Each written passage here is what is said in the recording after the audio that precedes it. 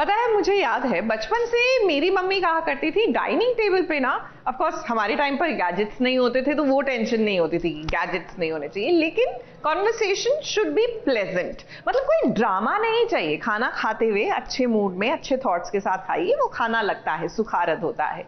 लेकिन कौन समझाए ये सीरियल वालों को। लीजिए, मन्नत ही सुंदर में डाइनिंग टेबल वाला ड्रामा हो रहा है। दादी, अरे हटाओ खुद भी निकलो यहाँ से। ठूसो थप्पड़ भोग तुम तो हमारे गले से नहीं उतरेगा।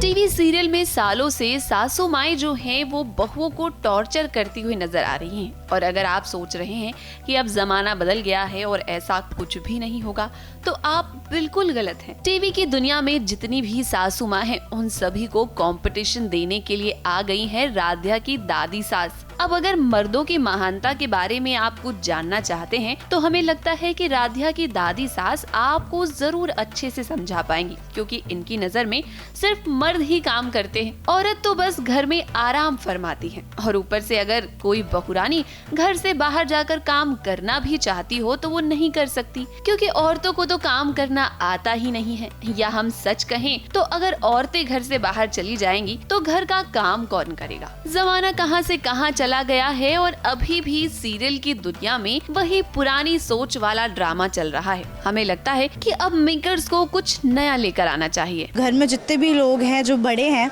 वो बड़ी ओल्ड जनरेशन थिंकिंग रखते हैं, तो उनका कहना है कि घर की औरतें जो है वो बाहर जाके काम नहीं करेंगी, सिर्फ मेल्स काम करेंगे।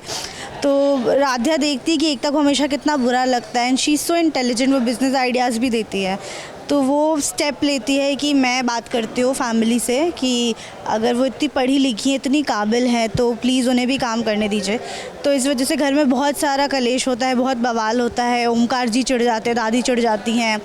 तो अभी यही हुआ है कि ओमकार जी और अहम जी जो हैं वो बिना नाश्ता के घर से चले गए हैं, और दादी भड़की हुई हैं कि घर की बहू ऐसी बातें कर रही हैं, इस वजह से जो मेल्स हैं वो अनहैप्पी हैं और वो खाना पीना नहीं खा रहे हैं। तो अभी बस एकता भाभी को कैसे जस्टिस दिला सके उस पर ही हम सारी कोशिशें कर रहे हैं। दादी इज़ दादी, वो तो एक वो होता है ना, इंसान से अगर एक बार चिढ़ जाओ तो वो कभी पसंद ही नहीं आता है। तो इट्स लाइक कि वो डे वन से राध्या को पसंद नहीं करती थी, तो वो कितना भी अच्छा कर ले कुछ भी, वेदर उसने कंपटीशन जीता या फिर किसी को बचाया, कुछ अच्छा किया, तो भी वो कभी इसको एक्सेप्ट नहीं करती है, क्योंकि उनको लगता है कि ये इंसान ही गलत है। तो मैं कितना भी कुछ भी कर लूँगी, बट दादी आई डोंट थिंक सो कभी भी एक्सेप्ट कर पाएंगी। बात करें अगर कहानी की, तो राध्या चाहती है कि एकता भाभी को घर से बाहर जाकर काम करने की परमिशन मिले, लेकिन घर के मर्द यानी कि अहम जी और ओमकार ऐसा नहीं चाहते हैं, और इसीलिए वो घर से चले गए हैं बिना नाश्ता किए। ये बात जब दादी ने सुनी तो उनका तो बीपी ही हाई हो गया। दादी, अरे हटाओ खुद भी निकलो यहाँ से। तुम लोगों की वजह से आज हमारा बेटा और पोता भूखे चले गए।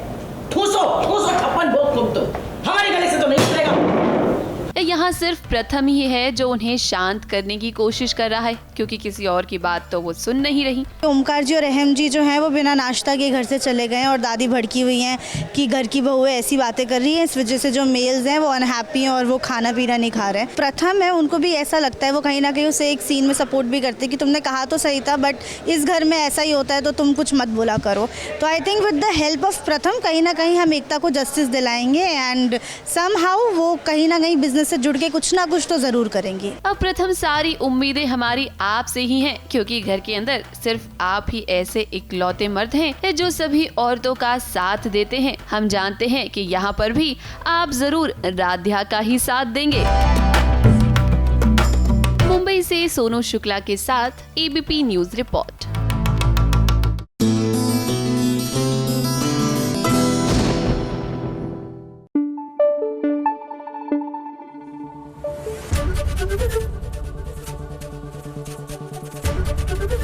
एबीपी न्यूज आपको रखे आगे।